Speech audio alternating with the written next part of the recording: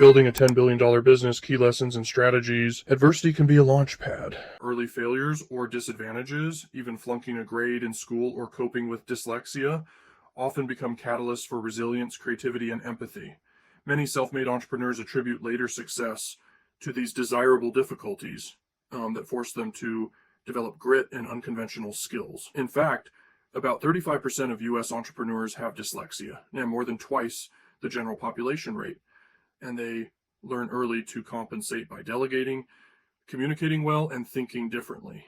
Rather than hindering them, adversity fuels their drive and leadership capacity. Level 5, leadership traits. Humility, compassion, and empowering others are hallmarks of leaders who build enduring companies. Jim Collins' research on level 5 leaders found they blend personal humility with fierce professional will. They give credit to others, listen with empathy, and focus relentlessly on results. Crucially, they surround themselves with talent and uplift their teams instead of micromanaging. This ability to recruit top people and let them shine is vital for scaling big ventures. Give up to go up. You can't scale a business to $10 billion by doing everything yourself. Great leaders learn to let go of control and delegate major responsibilities as they grow. A common trap for high achievers is thinking, I can do this task faster and better myself. But that mindset prevents growth. Those who give up to go up empower others and build systems that run without their constant involvement.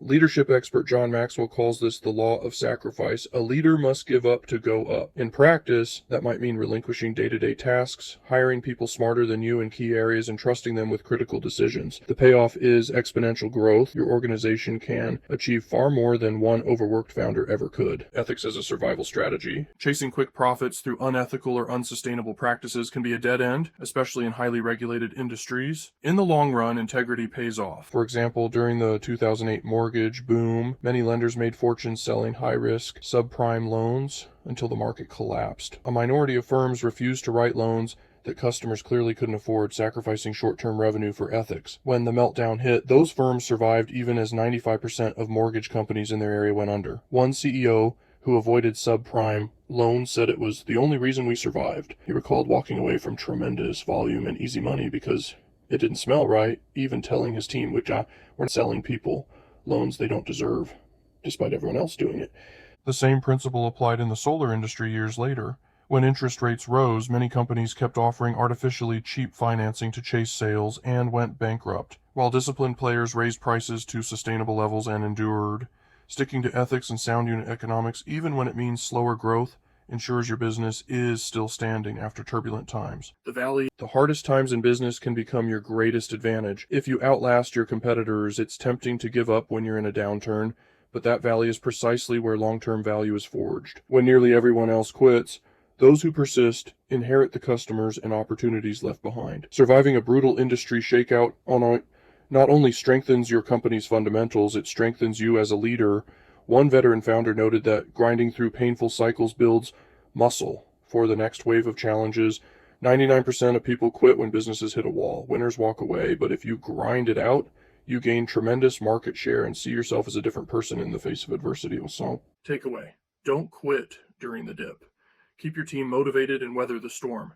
You'll emerge with fewer competitors and a stronger company once conditions improve. Find your tribe. Entrepreneurship can be lonely until you connect with peers who share your drive and optimism.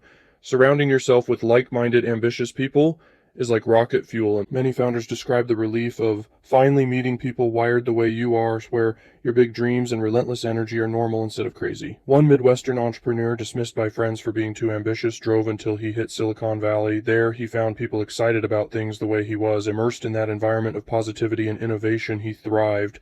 I was around the greatest founders in the world, and realized I can do anything if I hang out with these guys and feed off this energy. Your network often determines your net worth. Entrepreneurs who actively network and seek peer support benefit from better advice, partnerships, and morale. By finding your tribe through accelerators, industry groups, or informal circles, you gain a sounding board and support system that keeps you motivated through ups and downs. Diversify for durability. Don't put all your eggs in one basket may sound cliche, but it's essential when scaling toward $10 billion.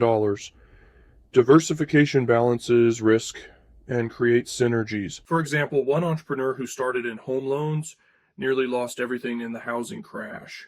He quickly diversified into related verticals, launching a home insurance arm and then an energy division, offering customers mortgages, insurance, and solar savings. This not only created new revenue streams, but also allowed cross-selling and portfolio balance.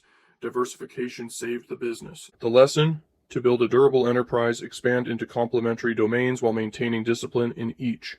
Multiple pillars make the whole structure more stable. Purpose-driven innovation. Solving real human problems can unlock billion-dollar opportunities and make the journey more meaningful. One solar finance founder discovered that lack of clean water was keeping children, especially girls, out of school. His team pivoted from donating solar panels to designing solar-powered water desalination farms.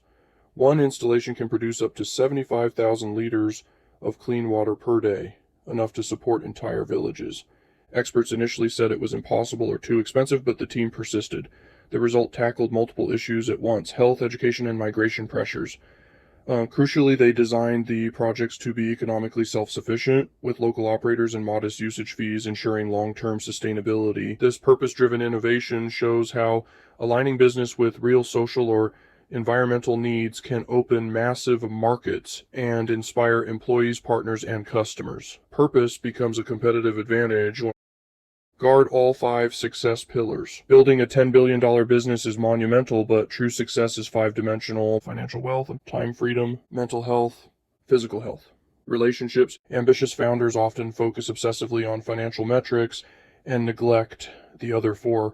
Many end up with broken families, poor health, or lack of joy despite riches. Startup culture glamorizes the grind, but the martyr approach is a trap. Studies show 72% of startup founders report negative mental health impacts, and over a third suffer from anxiety.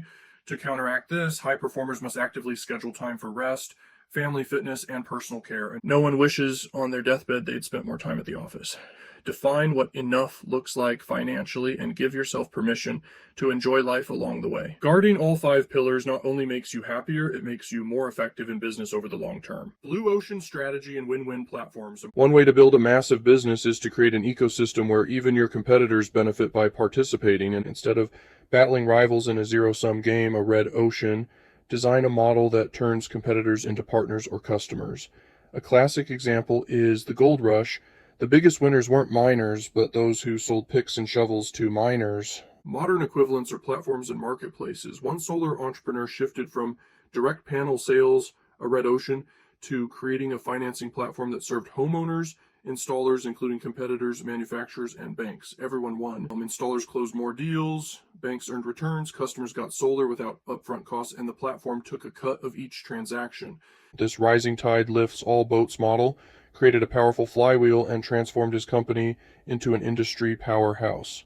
Blue Ocean strategy focuses on value innovation, expanding opportunities for all players, making competition irrelevant. Conclusion: building a $10 billion plus business is not about hacks or shortcuts.